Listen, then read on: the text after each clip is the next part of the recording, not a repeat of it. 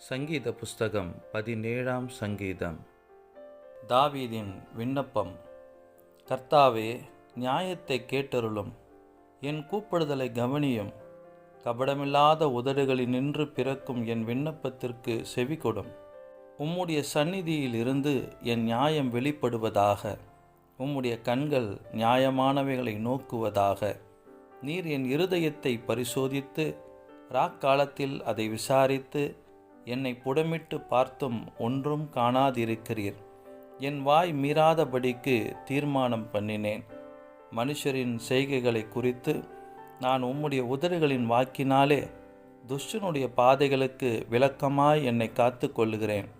என் காலடிகள் வழுவாதபடிக்கு என் நடைகளை உமது வழிகளில் ஸ்திரப்படுத்தும். தேவனே, நான் உம்மை நோக்கி கெஞ்சுகிறேன். எனக்கு செவி கொடுக்கிறீர். என்னிடத்தில்